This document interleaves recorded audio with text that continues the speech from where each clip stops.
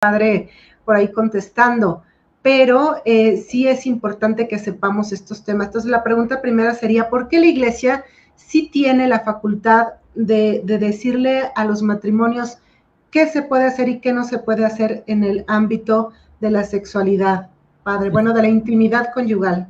Entiendo. Bueno, a ver, espero que este programa se transmita o se vea después del horario de protección al menor, digamos, ¿no? Porque por favor, si hay nenes por ahí, quítenlos. se tienen que ir a otro Adultos, lado. atención, si Vayan son a ver temas el delicados. Correcaminos y el Coyote o Siri González o cualquier cosa. Por favor, retiren a sus pequeños. Exactamente. Bueno, la pregunta es válida, o sea, no es que sea inválida o ilícita, porque tiene que meterse la Iglesia en el tema de la moral conyugal o ese tipo de cosas. Bueno, pasa que la Iglesia no se mete en ese punto, sino que Dios es el que se ha metido en ese punto. O sea, por lo menos tenemos dos mandamientos de la ley de Dios.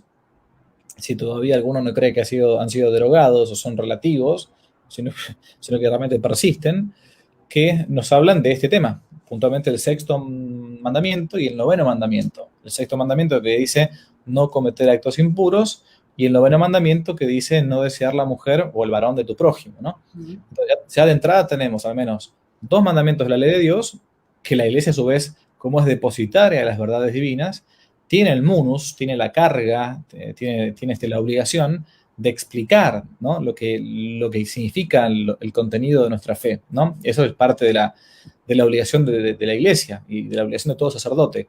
Ahora, es verdad que dice uno, bueno, pero ¿por qué los curas no hablan de estos temas? Bueno, porque la verdad que es una realidad concreta.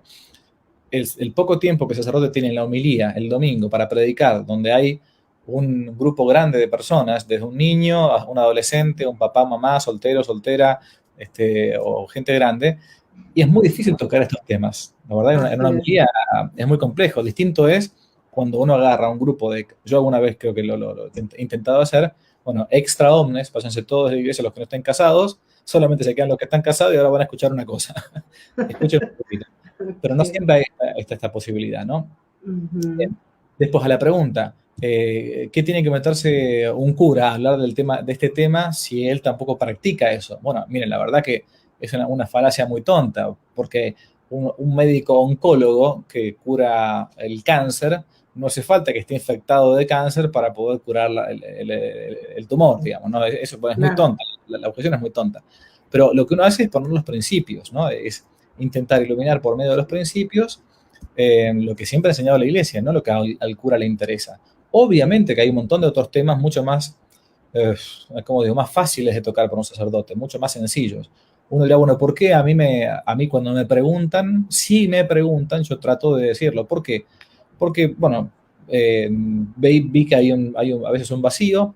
Esto que digo yo está en los manuales de confesores, o sea, no estoy diciendo nada esotérico, oculto, algo que cualquier cura medianamente instruido, que haya hecho un seminario medianamente bueno, en los manuales para confesores o en los manuales de moral, concretamente de moral, no sé, a ver, acá no tengo por acá arriba, pero acá sí, acá, por ejemplo, manuales de moral, acá tengo que es un famoso libro de Roger Marín, Teología de la Profesión Cristiana. Claro. De este mismo autor tienen un famoso libro para laicos, Teología Moral para Seglares, para laicos, sí, escrito en la década del 60, por ahí más o menos, editorial Bach. Está todo planteado, que digo ahora, no hay ninguna cosa de otro mundo. Entonces, hay una moral para los cónyuges que es importante que se conozca.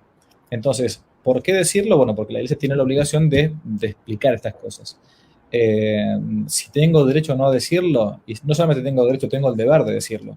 Porque si el sacerdote intenta que las almas se vayan al cielo, claro, una realidad tan normal de la vida conyugal como es la relación sexual entre varón y mujer casados ante Dios, bueno, es algo que los hace santos, es algo bueno, no algo malo. Así es, padre. Eso metido en la cabeza que la Iglesia te dice que el sexo es malo. No, el sexo es bueno, si está en la escritura, no es que sea malo. Ahora, usado malamente, y sí, así como el agua no es mala, y es bueno el agua, uno se hidrata, pero si uno se pone una soga al cuello con una piedra y se tira al Pacífico, y bueno, demasiada agua me puede matar, ¿no? Bueno, entonces es cuestión de hacerlo. Así que es importante que se diga esto. Perfecto. Claro que Bien, sí, padre. Y diga. pues bueno, yéndonos un poquito ya más a las preguntas así en concreto que la gente nos dejó por aquí, Sí. dice una, padre, ¿qué hacer? Ay, perdón, dice, me gustaría que profundizara en cuáles son los métodos de planificación de paternidad naturales ilícitos para nosotros los católicos. Pero si me permite, padre, antes, pregunta del millón. Utilizar todos los métodos anticonceptivos es un pecado mortal, ¿cierto o falso, padre?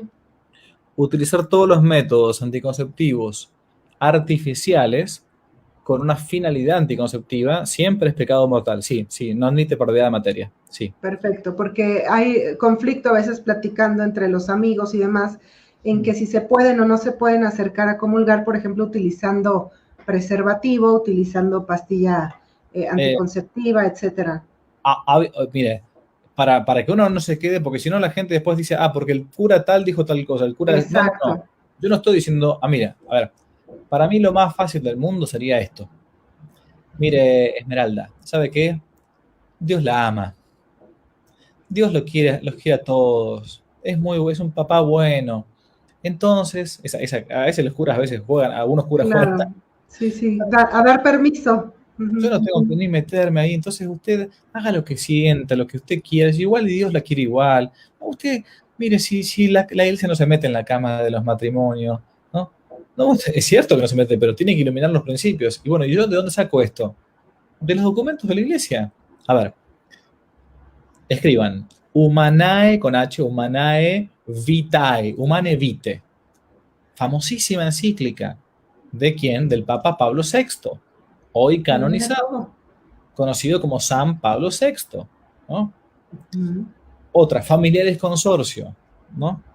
Uh-huh. Otra, Casti Connubi. Son todos documentos papales bien claros que explican con manzanas y con naranjas el tema de la castidad conyugal. Y donde se plantea esto que me está preguntando usted recién a mí, ¿es lícito o no? Porque si no, cada cura da su opinión y yo no doy mi opinión. O sea, Maravilloso, padre. mi obligación no es dar lo que se le ocurre al padre Javier en temas concretos de teología, ¿no? Yo tengo que decir lo que dice la iglesia. Si no, me invento una secta paralela y digo lo que se me ocurre a mí, ¿no? Perfecto. Entonces, en los documentos de la iglesia se plantea esto, que todos los métodos contrarios a la fecundación artificiales son siempre pecado en materia grave, siempre y cuando exista en la persona como siempre existe, ¿no? Plena advertencia, deliberación, consentimiento, sabiendo que lo estoy haciendo, porque hay gente que lo salva la ignorancia, porque nunca le enseñaron nada, ¿no? Exacto. No le enseñaron nada. Hay una excepción, pero no es, sería un poco largo explicarlo, pero en el caso de que una mujer, por ejemplo, tomase píldoras anticonceptivas, no intentando dejar de lado la concepción, sino buscando, por ejemplo, regular el ciclo de Uh-huh. fertilidad, entonces, bueno, per accidens, acá no voy a explicar todo el tema, o sea, accidentalmente, como no está buscando la anticoncepción, sino intentar regular su ciclo, entonces podría plantearse que no es un pecado. Pero bueno, es un tema excepcional, ¿no? Sí, sí. Es Fundamental. la causa doble efecto. Muy Exactamente. bien. Después, entonces, para la primera pregunta, la respuesta sería lee estas encíclicas que el padre nos acaba de decir, porque ahí viene con lujo de detalle. Por supuesto, los métodos naturales, método Claro. Billings, método Creighton, que son los más, digamos, científicos y apegados, por supuesto, al magisterio de la iglesia. Sí, los métodos naturales, entonces, por las dudas para que quede claro, son lícitos, ¿no? Son lícitos, ojo, siempre y cuando no se utilicen con una mentalidad anticonceptiva. Eso, Es para decir, allá voy, sí, sí. bueno, porque Dígalo, dígalo. si una mujer dice, no, yo soy católica, no voy a tomar anticonceptivos, mi marido no va a usar preservativos, pero resulta que uso el método Billings, ¿no? Por ejemplo, ¿no? El tema de los días, ¿no? O el cinto térmico, la temperatura, no importa cuál, no importa. Pero lo uso con una mentalidad anticonceptiva, ¿no? Sin ningún tipo de necesidad de espaciar los hijos, sin ningún problema económico grande, sin ninguna enfermedad grande, y entonces es una especie de fariseísmo, Claro. por eso, o sea, más vale tomar anticonceptivos, la verdad que es lo mismo, digamos, ¿no? O sea, lo que yo debo hacer es, a ver, esto parece una cosa súper políticamente incorrecta, pero el matrimonio católico tiene que estar abierto a la vida. ¿Mm? Esa es la regla. La excepción es si realmente no puedo por un grave problema económico, psiquiátrico, de salud, entonces, bueno, podré espaciar según los métodos naturales, podré espaciar o podré suspender encargar niños, ¿no? Pero es la excepción. Y a su vez, uno tiene que verlo claramente en conciencia frente a Dios. Tampoco puede ser el cura el que le tiene que decir, usted tiene que tener 2, usted tiene que tener 8 hijos. No, no. Es un problema del matrimonio De dos. Ujú. porque le va la salvación del alma en eso, Así es. ¿no? Así es, sí, padre, es que esto por eso quise tratar este tema, porque veo tantos amigos, tanta gente de verdad que está haciendo las cosas de la forma que no lo son, e incluso, padre, los sacerdotes, de una u otra manera, entre comillas, dan ese permiso, ¿no? Si no es que el padre fulano me dio permiso, porque en mi caso, y nos vamos a la casuística de cada matrimonio, pues es el cuento de nunca acabar, pero yo Mire, creo que las cosas como son. yo conozco un alma muy cercana a mí, un familiar, muy cercano, que había tenido ya 5 hijos. Y fue a ver un cura bueno, muy bueno. Estoy hablando de la década del 70, más o menos, 70, 80. Y el cura le dijo, mire señora, usted la verdad que ha sido muy generosa con la vida y todo. Yo le permito a partir de ahora que usted se ponga un DIU, ¿no? Y cada vez que usted usa un DIU, y estando con su marido en relaciones íntimas, quédese tranquila que yo la estoy perdonando, la estoy absolviendo, ¿no? ¿Qué tal? Esa mujer se quedó, la mujer de muy buena voluntad, se quedó así los próximos 20 años, hasta que quedó ya infértil por una cuestión de su Sí. periodo natural de mujer, ¿no? Bueno, cuando se dio cuenta de esto, ya con el tiempo, como pasa muchas veces, Ujú. comenzó a recriminarse en su conciencia de por qué le había hecho caso a ese cura, ¿no? Bueno, pero ahí está el caso. No tenía ignorancia invencible. Le preguntó a un sacerdote, el cura le respondió eso. Ella no eran tiempos de internet donde uno antes googleaba y buscaba a ver cómo es el tema este, antes de encontrar una encíclica, había que era una biblioteca, no era tan fácil. Entonces, bueno, en este caso, a esa mujer, obviamente, la ignorancia la salva, porque así como están los 7 sacramentos, hay un octavo sacramento, entre comillas, que es la ignorancia, que también a muchos nos salva, ¿no? Pero sí, hay muchas personas que no saben estas cosas porque nunca nadie les ha dicho nada, ¿no? Y cuando se los dicen, bueno, uff, y sí, implica, la verdad, implica una responsabilidad también, ¿no? Claro, Pero claro. también te hace libre, ¿no? Es un compromiso, pero finalmente yo creo que redunda en una paz y una tranquilidad, ¿no? De saber que estamos haciendo lo correcto. Mm. Por acá otra pregunta.